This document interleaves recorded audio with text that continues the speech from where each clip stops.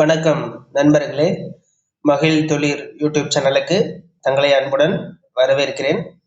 தினமும் ஒரு படி முன்னேறு என்ற தலைப்பின் கீழ் உடற்கல்வி ஆசிரியர் போட்டித் தேர்வுக்கு தயாராகி வரும் நமது சொந்தங்களுக்கு தினமும் 10 வினாக்களானது நமது மகிழ் தொழில் தளத்தில் பதிவிடப்பட்டு வருகிறது.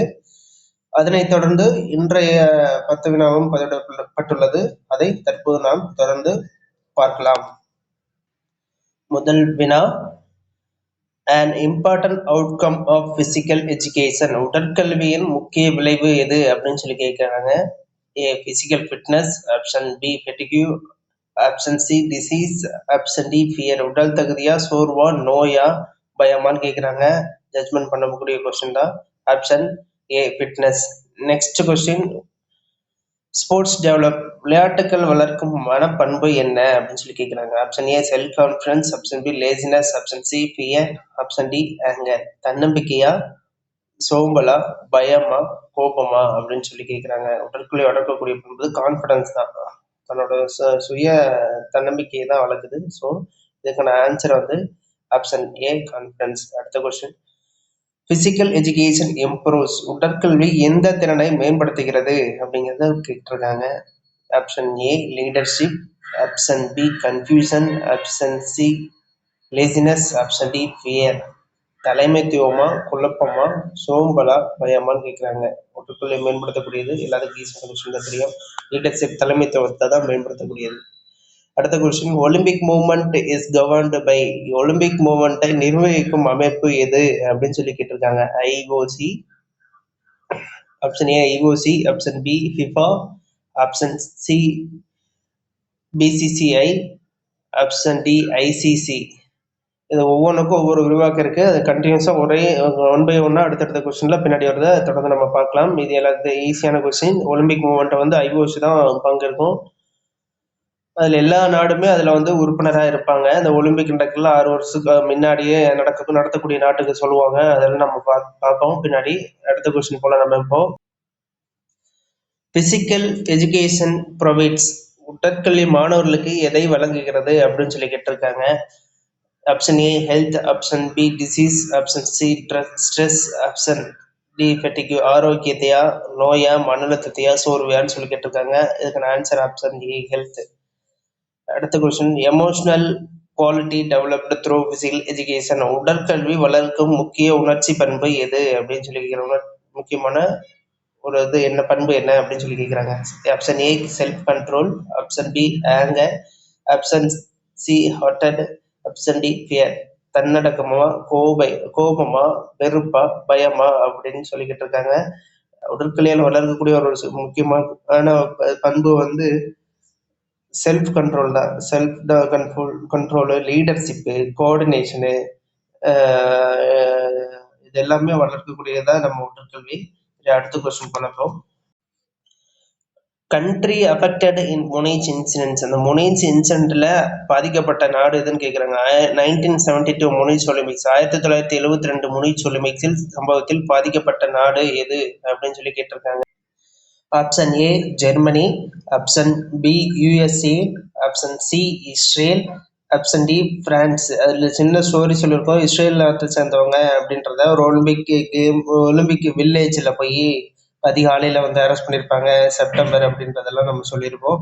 ஸோ இதுக்கான ஆன்சர் வந்து ஆப்ஷன் சி இஸ்ரேல் நாட்டை சேர்ந்தவங்க தான் வந்து அங்கே பணைய கைதிகளை பிடிச்சி காலையில் வந்து கொண்டிருப்பாங்க.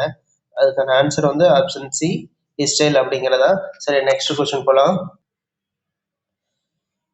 Citizenship quality developed through physical education, உடற்கல்வி வளர்க்கும் குடிமை பண்பு என்ன அப்படின்னு சொல்லி கேட்டிருக்காங்க. ரெஸ்பான்சிபிலிட்டியா, ஆப்ஷன் பி நெக்லிஜென்ஸா, ஆப்ஷன் சி ஹாஸ்டிலிட்டியா, ஜெலசியா, டி.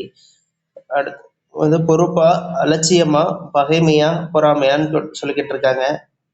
இதுக்கான ஆன்சர் வந்து பொறுப்பு, ரெஸ்பான்சிபிலிட்டி அப்படிங்கிறது ஆன்சர். அடுத்த question, following rules in sports development, sports develop, விளையாட்டு விதிகளை பின்பற்றுவது எதனை குறிக்கிறது அப்படின்னு சொல்லி கேட்டிருக்காங்க. Option A discipline, option B fear, option D C laziness, option D confusion. ஒழுக்கத்தை குறிக்குதா, பயத்தை குறிக்குதா, சோம்பலை குறிக்குதா, அல்லது குழப்பத்தை குறிக்குதா அப்படின்னு சொல்லி இதுக்கான கேட்டிருக்காங்க. இதுக்கான ஆன்சர் வந்து டிசிப்ளின். ஈஸி தான், ஒழுக்கம் அப்படிங்கிறது. Last question. Best method of learning in physical education.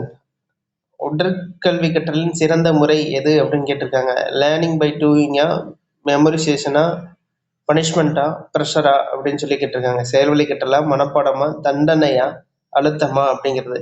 இதுக்கு வந்து லேர்னிங் பை டூயிங், செயல்வழி கற்றல் தான் வந்து இதுக்கான ஆன்சர்.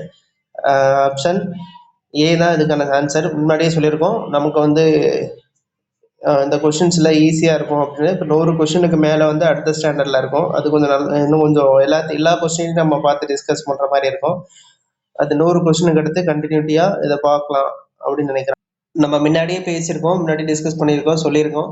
இந்த ஆரம்ப வினாக்களானது டைரக்ட் கொஸ்டின்ஸ் எளிய வடிவில் இருக்கும்னு சொல்லிட்டு இந்த கொஸ்டினை 3 டைப்பா நம்ம பிரிச்சிருக்கோம். 100 கொஸ்டின் டைரக்ட் கொஸ்டின் எடுத்தாச்சு. அடுத்த வந்து 200 கொஸ்டினை வந்து நமக்கு ஹிஸ்ட்ரியில கொஞ்சம் எல்லா இதுலயும் ஆப்ஷனையும் கொஞ்சம் டிஸ்கஸ் பண்ற மாதிரி இருக்கும். அடுத்த கொஸ்டின் இன்னும் நல்லாவே இருக்கும்.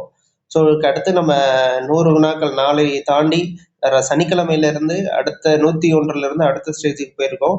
ஸோ கண்டினியூட்டியா இதை பார்த்து முடிச்சுட்டு அடுத்த அனாட்டமி நம்ம பார்ப்போம். இதை தொடர்ந்து அதை பயிற்சி செஞ்சுக்கிட்டே இருங்க. சின்ன சின்ன முயற்சிகள்லாம் நம்மளுக்கு வெற்றி, அது பெரிய வெற்றியா வரும். நினைவில் எடுத்துக்கணும், தொடர் பயிற்சி தான் நம்மளுக்கான வெற்றி.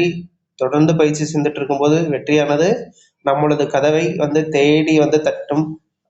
அதுக்கான பயிற்சியில் ஈடுபடுவது நம் கடமை.